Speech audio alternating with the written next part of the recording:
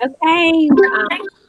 All right. We are recording for our part two of our interview with our personnel directors, Mr. Eric West and Mrs. Christine Ham. Okay, I'd like to introduce myself. I'm Christy Towns. I am the principal at Whitesboro Elementary School in Etowah County.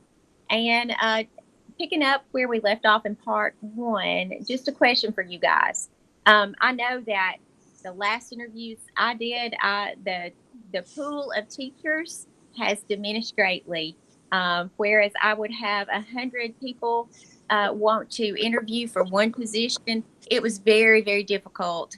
I had to hire 6 people last year, which is a lot, and the pool was just not there as it had been in the past. And so, what does our school system, and Eric, yours in Baldwin County, um, are there any incentive packages for teachers that we're trying to recruit? And if there are not, are there plans for that in the future, given the current climate?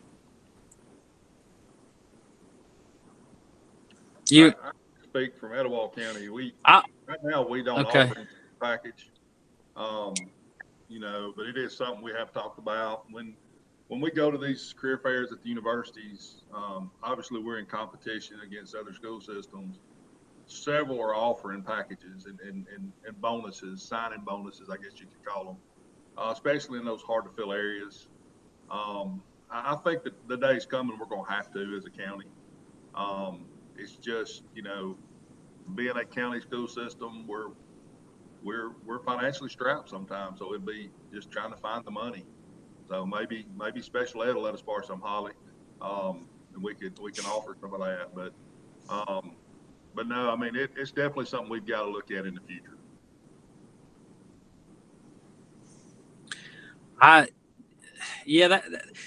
I'm on the fence there. I mean, I know there's got to be incentive. If they say I'm going to be a teacher, I'm going to do it for free, they're lying. There's no way to do that. What would the incentive be? That's a rhetorical question, but can you put a dollar sign or a figure on it that makes someone say I'm going here because they're going to give me $2,000 sign-in bonus, or no, I'll go over here to this school, they're going to give me $5,000 sign-in bonus. They still got to be a good teacher. They still got to want to do it. So and I'm getting I'll try not to get personal or on my soapbox, but we got to change the narrative a little bit on what it is that we do. We've talked about, just in our office and conversation on I guess human resources kind of gets a bad rap. They're kind of doom and gloom. Oh, why are human resources here? Somebody's getting fired or in trouble. But I mean, we also are a resource.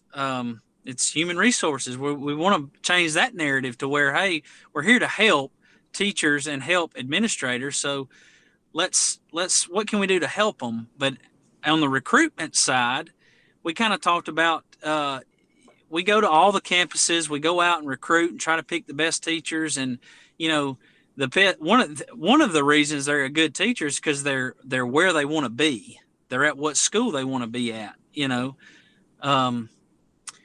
And a lot of teachers, they don't want to leave home. A lot of the teachers in Etowah County are from Etowah County. That's right.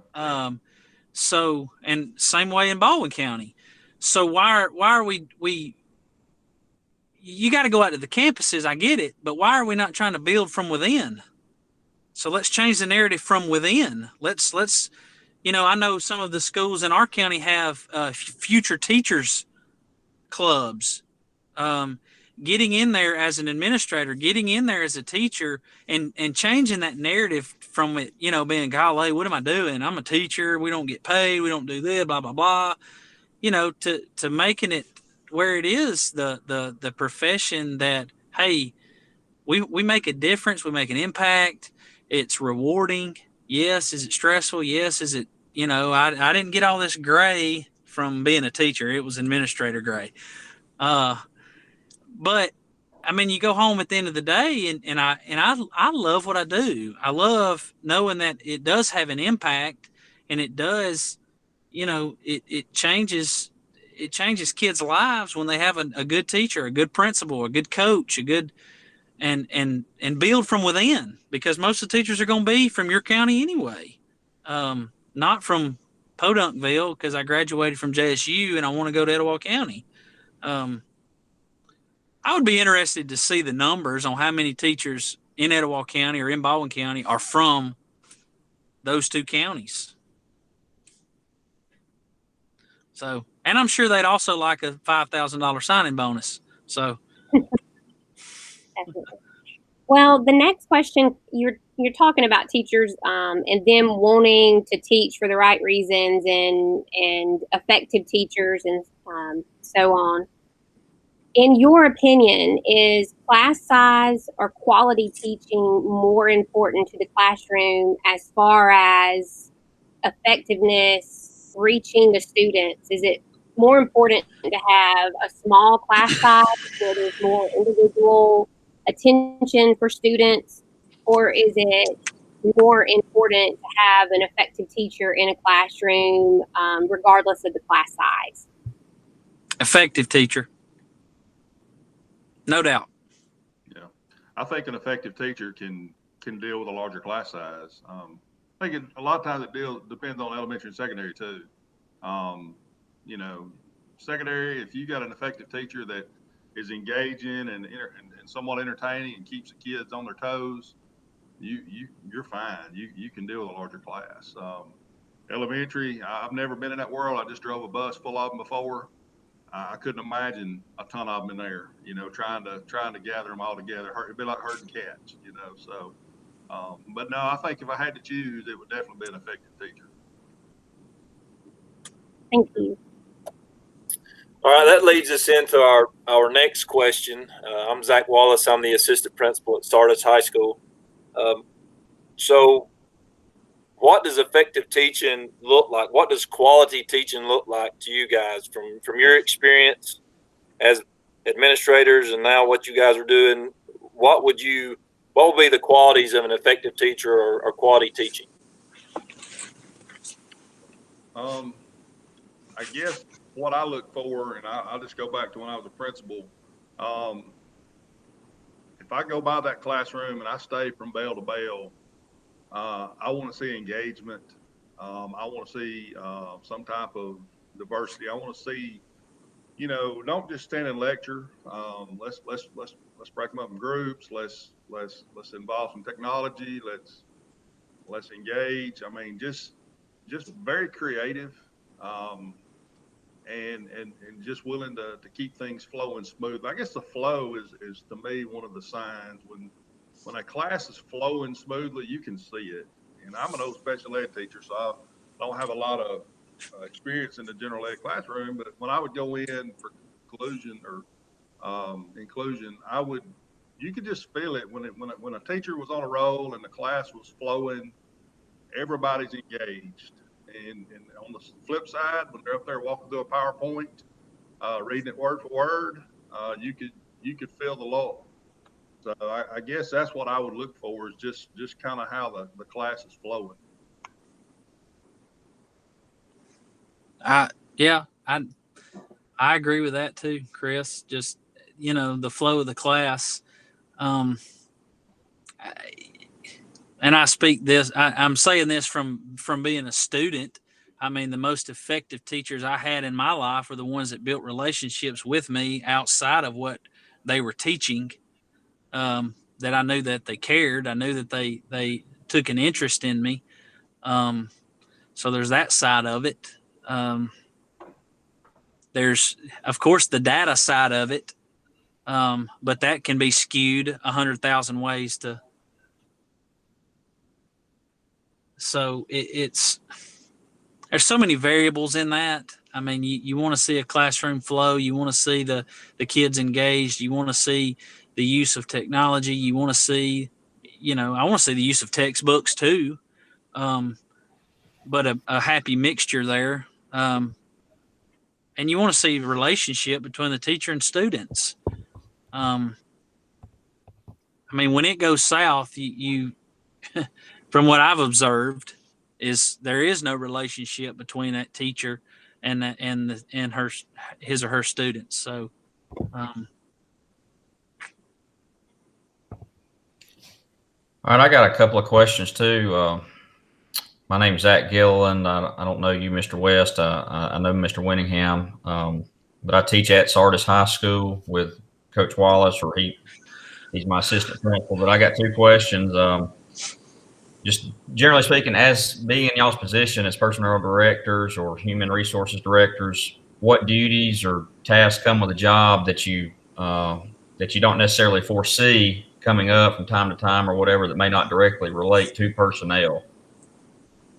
What hats, I guess, do you have to wear sometimes of issues that arise that fall into your laps?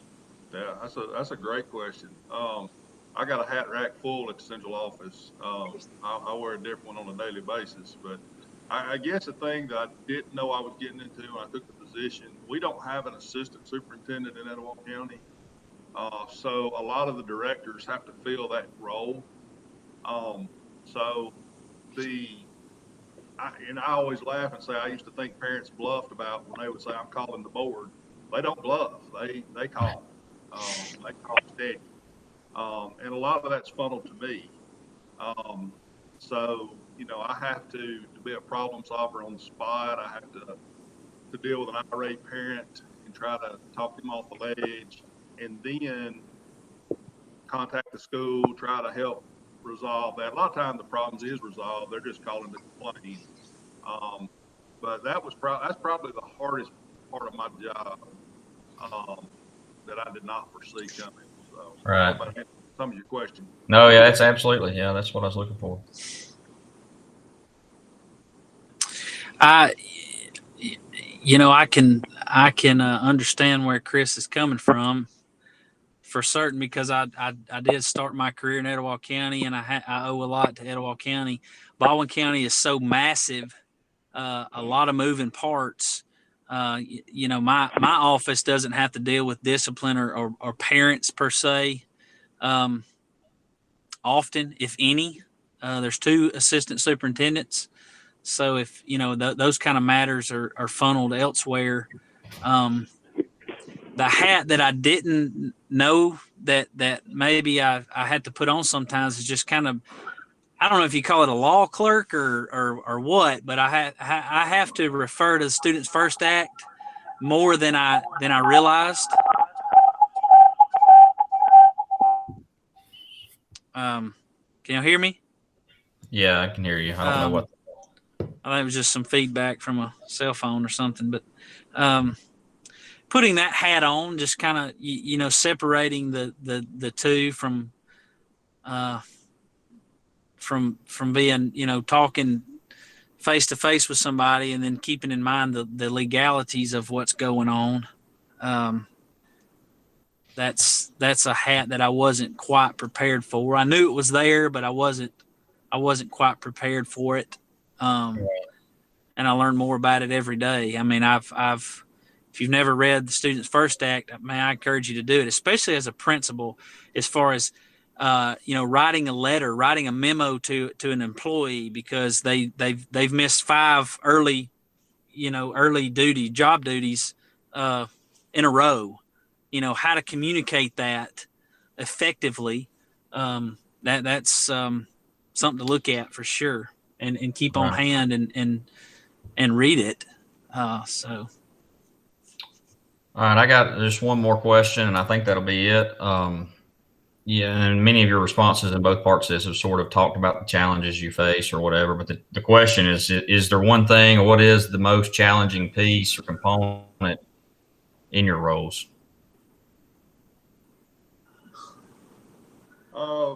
For me, I guess it's not so much a challenge, it's just part of the job you dread is the disciplinary, those uncomfortable meetings when you have to go in and be the bearer of bad news, I guess you could say. Last year I think I delivered 24 non-renewal letters. And you're just the messenger basically, but you have to be the one to tell them that, hey, it just didn't work out, and it Right. doesn't mean your career is over. It just means it's over here in Etowah County. So and if y'all know me, that's really not my nature. I like to try to stay on everybody's good side and try to, keep the peace. But that is something that, you just have to put on that mask and go in there and do it and get through it. So yeah, that's probably one of the more challenging positions I face in my position. Right. Yep, I would agree with that 100%. That's tough. You're talking about livelihood. You're talking about somebody's job, and so that's tough. That one makes it difficult. Like you said, though, we're just the bearer of bad news. We don't make those decisions. Superintendent makes those decisions. So, and of course with board approval, but it's just being the delivery person that can be difficult. Right. Well, that's all I've got. I don't know if Ms. Tucker wants to wrap this up or what. I believe all questions have been answered. So we appreciate it, guys. Absolutely. Thank you guys so much for taking time out of your day to help us with this project. And I could talk and ask all kinds of questions for a while, but thank you for doing this for us. We really appreciate it, and it's been very eye-opening. You both have jobs, very much so, and so thank you for what you do for our school system. Thank you. Eric, you've been a part of this school system, and I know you're doing great things for Baldwin County. So, Hey, thanks for having me. Chris called me last night. I was kind of excited to see y'all and talk about talk or vent or whatever. Y'all, you got my number. Chris has got it. If y'all want to call me or text me or whatever, I'm down here. I'm sitting in the parking lot at Alberta Elementary School right now. So, yeah, I've got it's been interesting coming from Etowah County to Baldwin County. We're still in the business of children